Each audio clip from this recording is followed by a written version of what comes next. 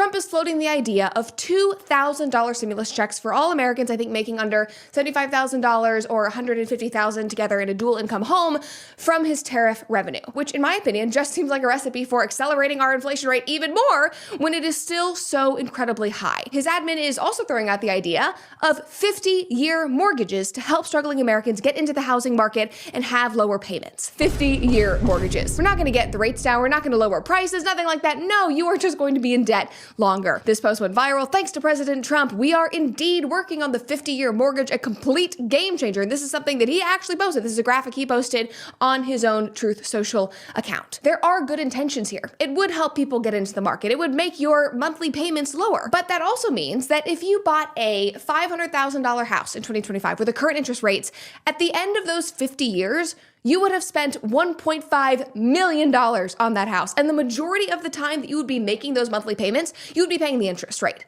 Like, that is something that absolutely shocked me when I bought my first house and I was looking at my, direct deposit, my automatic payments, and they distinguish it on your bank statement. So you can see whether you're paying interest or your principal payment. I barely pay off any of my actual house. I'm only paying the interest rate to the bank. So imagine doing that for 50 years. And yes, I know people are usually not staying in their homes for 50 years these days. But again, this is not a solution for the root problem that we are facing, especially as young Americans who are desperately trying to get in to the housing market. And thankfully, seriously, almost everyone has called this out as being a terrible idea, from Crowder to Glenn Beck to random accounts on X. Like, everybody is saying, no, this is not a solution. Like, I'm sorry, but that is basically the Trump version of the World Economic Forum idea that we will own nothing and be happy. You will never own your home outright. You will never be able to get out from under the debt, but it's okay because you'll have a house to live in. Like, at that rate, just keep renting, because then somebody else, has to deal with the yard and will come and do the maintenance and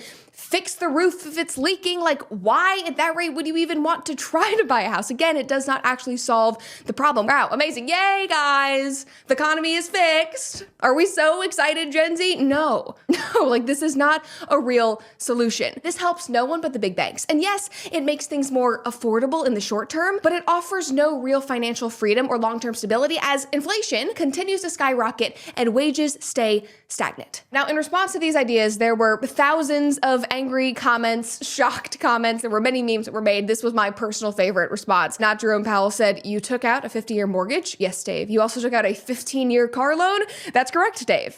And it's the disappointed Dave Ramsey. Like, somebody needs to do a wellness check on Dave Ramsey and Caleb Hammer, because I guarantee these men are not okay. They are fighting against this on a daily basis. And now Donald Trump's ideas are simply going to make all of this worse. Now, anyway, these ideas are absurd, and I'm grateful that people are pushing back on them. But what was most offensive to me this week, especially as a young person, was that now our current administration, the Trump administration, is saying that actually, guys, there isn't an affordability crisis. I don't know what you guys are dealing with, but no, things are not expensive. We do not have an affordability crisis. This is from Newswire. There is no affordability crisis, Trump officials insist. Yeah, right. Okay, so the gaslighting from politicians just continues, and they dug their heels in. I mean, look what Trump just said in a new interview with Laura Ingraham. So, are you ready? Costs are way down. So when I took over, you remember? Because you said Biden did that too, because he was saying things were great, but let's things weren't say great. it's synonymous, Biden and Kamala, because you didn't know who the hell was campaigning. I mean, it got to a point. So I was up by 20 points on Biden or some crazy number. And they said, all right, let's get him out. We'll put a new one. This never happened to anybody. All of a sudden, I have somebody new. Okay, why are we talking about the election? Why are we talking about Kamala campaigning and Biden? Like, that was a non-answer. Yes, maybe Trump feels frustrated. Maybe he feels caught and backed into a corner because he hasn't been able to deliver fast enough and everybody is angry. But for the love of God, like, please stop gaslighting us. Stop trying to divert our attention. Like, I mean, how is this any better than Biden trying to redefine the word recession to cover his ass and spending years claiming, no, inflation's fine, inflation's actually going down, everything's great, we aren't in a recession, when we were very clearly in a recession. And why are people saying they're anxious about the economy? Why are they saying that? I don't know that they are saying. I think polls are fake. We have the greatest economy we've ever had. We will have over $20 trillion come into our economy, and it's largely because of my election, but it's also largely because of tariffs. This morning, new backlash as the Trump administration moves forward with a plan to introduce 50-year mortgages. It looks to be like the president's looking for a quick fix to a market that is fundamentally broken right now. Over the weekend, Trump sharing this image comparing the proposal to the 30-year mortgage policies championed by FDR nearly a century ago. The move could potentially kickstart the now stagnant real estate market. Homes are currently seeing the lowest turnover rate in 30 years, and the median age of first-time home buyers just hit an all-time high of 40 years old. It's really difficult to see right now for younger borrowers how they are going to be able to afford a home. A longer fixed-rate mortgage would lower monthly payments, but would also create a higher total cost because of all that interest over 5 decades. Take a $400,000 loan at 6% interest. Under a 30-year mortgage, the monthly payment would be just shy of $2,400. Under a 50-year loan, it drops to just over $2,100,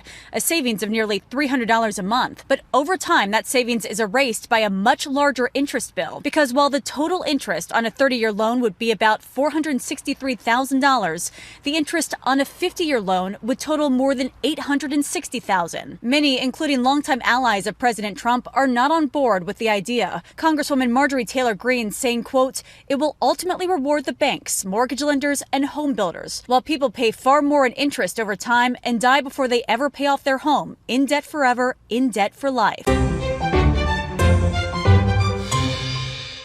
You know, for someone who campaign on making America great, is really, really sad to see him take this route.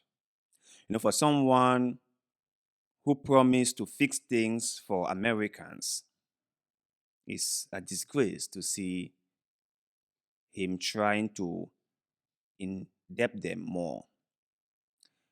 Rather than paying people more, rather than looking into the whole inflation of a thing, rather than looking into wage increase or salary increase, we should just stretch the payment for ever.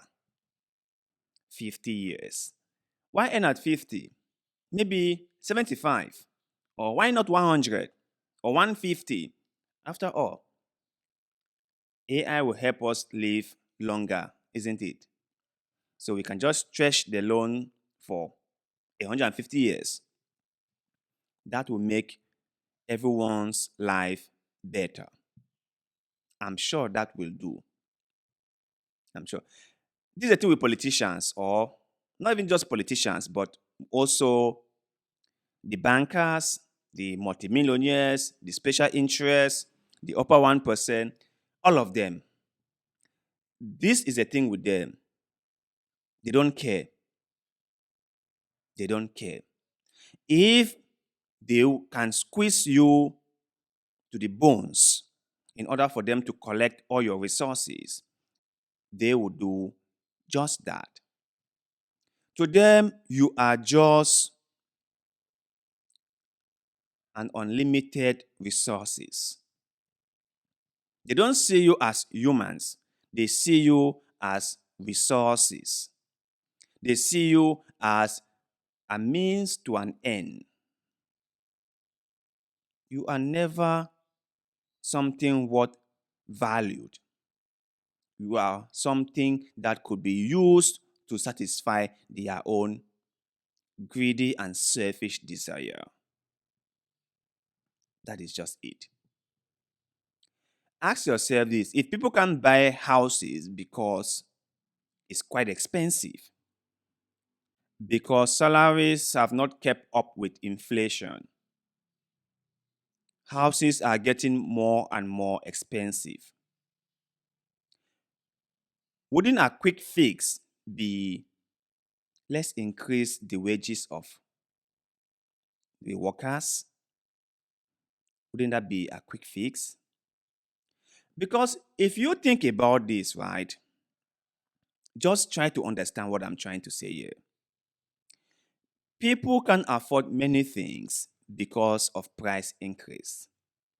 And this price increase came about as a result of inflation. So people can afford it because they don't have enough money to do so. But the billionaires have made so much money. How come? How come people like Elon Musk have made billions upon billions upon billions. They just keep on making billions. Why most people can't afford a simple house. If we all are benefiting from the so-called capitalism, if capitalism is a blessing to us all, as Ben Shapiro said, how come we can't buy houses? How come we can't afford to own our own homes? How come the billionaires have been the ones who have made a lot more and most of us are totally broke? Has capitalism really worked? No, let's answer the question. If something is in place and the majority of the population can benefit from that thing, has that thing been of any success or to any success? Can we all honestly say that that thing has been successful when most people are not benefiting from it? We cannot say that, can we? We cannot say that. When you come to Africa and you see the way we, the Africans, are struggling, you will pity us. People are scrambling for pieces of bread. When you put a piece of bread here, you see the way people scramble over it, you'll be shocked. I mean, a piece of bread. Most people don't know where their next meal will come from. They don't know. They have no idea of what they're going to eat the next day. This is just to tell you how difficult life has been for people in Africa. And as these people are struggling, as they are wondering where they're going to get their next meal from, the IMF, the World Bank, the multilateral corporations are making billions from the continent. Billions. Politicians are embezzling, are stealing states' money, are awarding contracts to multinational corporations. Isn't something wrong here? Can you really look at this and be proud of yourself? Can you? The World Bank, the IMF are Africa's worst enemies because all what they've done in Africa is to make profit for themselves. One more thing, and this gets me really mad.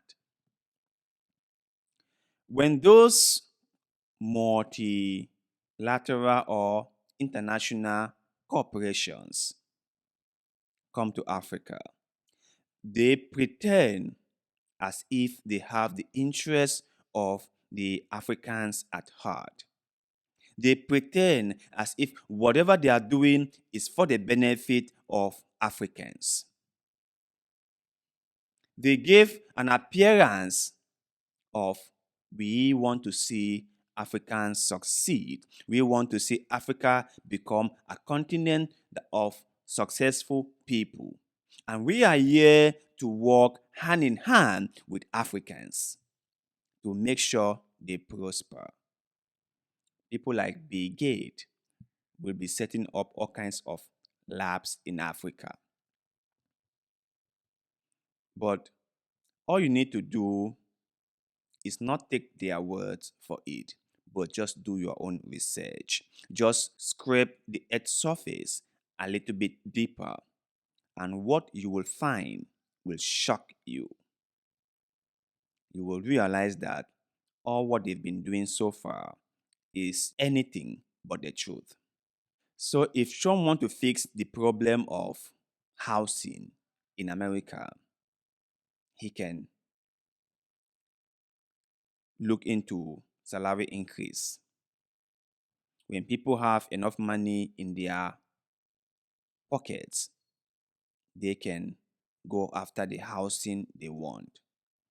But just stretching the loan or the mortgage for God knows how long won't solve the problem. It won't.